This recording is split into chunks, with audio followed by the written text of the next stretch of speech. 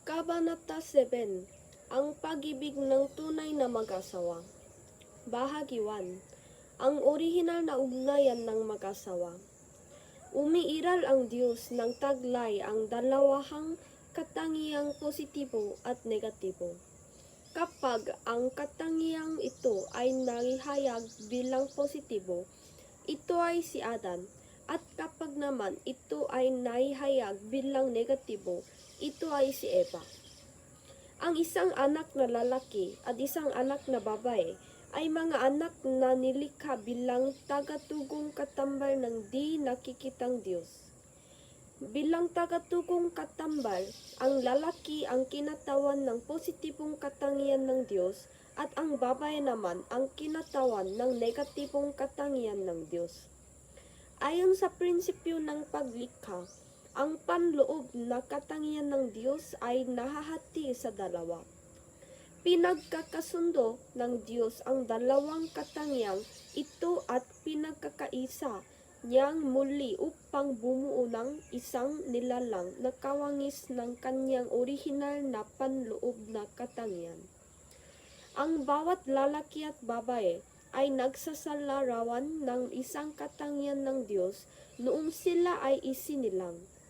Kaya nga, ang pagkakaisa ng isang anak na lalaki at isang anak na babae ay ang pagkakaisa din ng positibo at negatibong katangian ng Diyos.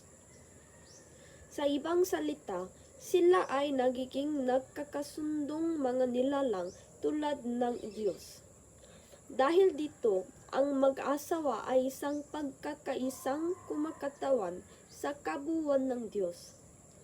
Ang lalaki ay nagiging isang buhay na anyo ng katawan ng tunay na ama sa pamamagitan ng kanyang pagiging kinatawan ng positibong katangian ng Diyos, at ang babae naman ay nagiging buhay na anyo ng katawan ng tunay na ina sa pamamagitan ng kanyang pagiging kinatawan ng negatibong katangian ng Diyos. Ang bawat lalaki at babae ay kinatawan ng Diyos. Kapag ang mag-asawa ay maging isa sa pamamagitan ng pag-ibig, para bagang yakap nila ang buong langit at lupa. Ito ay isang karanasang nasa pansansinukob na antas. Dahil ang lalaki ang kinatawan ng lahat ng kalalakihan, siya rin ang kumakatawan sa ama at sa nakatatandang kapatid na lalaki maliban sa kanyang pagiging asawang lalaki, at dahil ang babae ang kinatawan ng lahat ng babae, siya rin ang kumakatawan sa nakatatandang kapatid na babae maliban sa kanyang pagiging asawang babae. Kaya dapat nilang mahalin at igalang ang isa't isa. Ang lalaki ang siyang tinuturing na yaong, positibo, na kawangis ng Diyos, at ang babae naman ang siyang yin, negatibo, na kawangis ng Diyos. Ang pagsasama ng mag-asawa ay tulad ng pagbabalot ng langit at lupa gamit ang telang pambalot. Dahil doon, madarama ng mag-asawa ang harang puso ng pag-ibig ng Diyos. Ang lalaki ang sumasaigsig sa langit, at ang babae naman ang sumasaigsag sa lupa.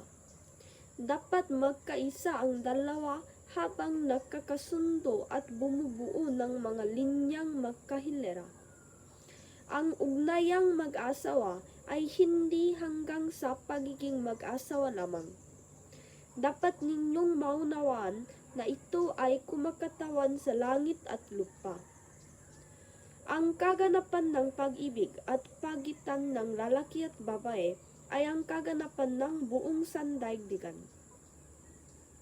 Kapag ang pag-ibig na ito ay nabuwag, ang pagkakaayos ng sandaigdigan ay mabubuwag at magmundong patindig ay lubusang masisira. Ang mismong masintahing pagyayakapan ng mag-asawa ay nagsisilbing okasyon ng pagkakaisa ng sandaigdigan. Ito ang paraan kung paano may sa katuparan ang orihinal na imahe ng ulirang simulain ng Diyos. Pag-ibig ang dahilan kung bakit isinilang ang mga tao bilang lalaki at babae. Maaaring mamunga ang pag-ibig kapag ang lalaki at babae ay maging mag-asawa at maging isa. Dahil ang lalaki at ang babae ang nagsasalarawan sa pag-ibig ng Diyos sa pamamagitan ng dalawahang katangian, dapat hanapin ng nakahiwalay na ganap na larawan ng pag-ibig ng Diyos upang sila ay maging isa. Kung nais nilang masumpungan ang pag-ibig ng Diyos, dapat magkaisa ang lalaki at babae sa pag-ibig. Kung hindi nila masusumpungan ang pag-ibig ng Diyos. Sa ating pagsumpong sa pag-ibig ng Diyos, tayo ay mabubuhay sa antas na kapantay ng sa Diyos. Ang posisyong pantay sa Diyos ay nangangahulugang tayo ay nakatayo sa tabi ng Diyos. Kapag ang mag-asawa ay maging isa sa pag-ibig ng Diyos, base sa pundasyon ng kanilang pagiging lubos na magkaisa sa pag-ibig, makasusulong sila hanggang sa posisyon ng Diyos. Kasama sa karapatang umakyat sa posisyon ng Diyos, ang lahat ng pagmamay-ari ng Diyos ay magiging akin. Kamangha-mangha ang kapangyarihan ng pag-ibig ng Diyos. Binigay ng Diyos sa mga tao ang kapangyarihang makilahok at kasabay nito, mamanahin nila ang pagmamay-ari ng Diyos. Hangad ni Adan na pamahalaan ang langit at lupa, ang kahalagahan ng pagiging mag-asawa na niyakap at minahal ni Adan ay kumatawan sa pangunahing halaga ng buong mundo. Kailangan nating maunawaan kung gaano kabanal at kahalaga ang pag-ibig na lumitaw mula sa mga taong nilikha ng Diyos na hindi nadungisan ng pagkakasala. Ibig sabihin, ang orihinal na lalaki at babae. Bahagi 2. Ang dahilan kung bakit natin kailangan ang pag-ibig ng mag-asawa. Anong uring lugar ang kaharian ng Diyos sa palagay ninyo? Sa maikling sabi, masasabi natin na ang kaharian ng Diyos ay isang lugar na pinasok at tinahanan ng mga taong sakdal. Kapag ang kaharian ng Diyos ay isang lugar na pinaninirahan ng mga taong sakdal na may angking tunay na pag-ibig, anong uring mga tao ang nag-aangkin ng tunay na pag-ibig?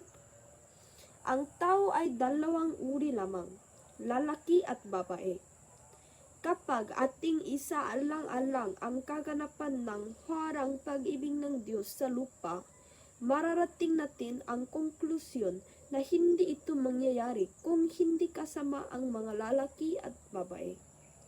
Hindi magiging kumpleto ang pag-ibig ng Diyos kapag walang pinagsakdal ng mga lalaki at babae na angkin ang pagiging may-ari ng pag-ibig. Ang mga tunay na pamilya ang dapat magsakatuparan ng pampamilyang kaharian ng Diyos. Ang pagtatag ng pampamilyang kaharian ng Diyos ang siyang tiyak na magtatatag ng kaharian ng Diyos dito sa lupa. Bakit ito ganito? Kung nais ninyo ngayong madama ang kasiglahan ng pakiramdam sa kaharian ng Diyos sa kinabukasan, lubos ninyong kailanganin ang isang katambal, at habang tinatanggap ninyo ang kasiglahan sa inyong pamilya sa pamamagitan ng inyong katambal, buong puso ninyong maintindihan ang simulain ng banal na kaharian sa hinaharap sa pamamagitan ng inyong nararamdaman sa pang-araw-araw na pamumuhay ngayon. Kailangan ng mag-asawa ang isa't isa upang lubos nilang matutunan ang ganito. Ang kasiglahang ito ay magbibigay daan sa mag-asawa upang upang mabuhay magpakailanman. Ang pag-unlad ay hindi maaaring sumulong kapag walang pampasigla. Ang pag-ibig ng mag-asawa ang magdudulot ng kasiglahan upang maitatag ang huwarang kaharian ng Diyos. Sa ibang salita, hinihila ng mga pag-ibig ng mag-asawa ang panghinaharap na kaligayahan patungo sa kasalukuyan, at ito ang nagbibigay ng sigla at tumutustos ng lakas upang marating nila ang puok na iyon. Kalakip ng pag-ibig na ito ang pag-ibig para sa bansa, pag-ibig para sa mundo, at pag-ibig para sa Diyos. Sa makatwid, malayang makararaan ang pag-ibig na ito sa kahit saang puok. Sa katunayan, ang mag-asawang tunay na nagmamahalan sa isa't isa lamang ang makararating sa kaharian ng Diyos. Kaya nga ang mag-asawang nagmamahalan dito sa mundo na angkin ang ganitong filosofya ay namumuhay na sa kaharian ng Diyos. Hindi ba't sinabi ni Jesus na ang kaharian ng Diyos ay nasa inyong mga isip? Subalit ngayon, sinasabi ng mga miyembro ng Unification Church na ang kaharian ng Diyos ay nasa pamilya. Kapag hindi maitatag ang kaharian ng Diyos sa pamilya, hindi rin matutupad ang layunin ng Unification Church. Mula sa ganitong pananaw, kailangan ninyong masumpungan at tahakin ang tamang landas na nakasentro sa prinsipyo. Sa hinaharap upang maitatag ang kaharian ng Diyos, gaya ng pagmamahalan ng mag-asawa at sa isa't isa, dapat ding mahalin ng may asawang lalaki ang lahat ng babae sa mundo ng gaya ng pagmamahal niya sa kanyang sariling asawa. Sa ganitong paraan, kayo dapat mag-isip. Pinili ko ang aking asawa bilang kinatawan ng lahat ng babae sa buong mundo. Ganito rin dapat ang isip ng mga babae sa kanilang asawa, hindi lamang niya siya dapat isipin bilang kanyang asawa, ngunit bilang isang asawa na pinili bilang kinatawan ng lahat ng lalaki sa mundo. Ano ang ibig sabihin nito? Isipin dapat ng isang babae ang kanyang asawa bilang kanyang ama, bilang kanyang lolo at bilang kanyang nakatatandang kapatid na lalaki at nakababatang kapatid na lalaki.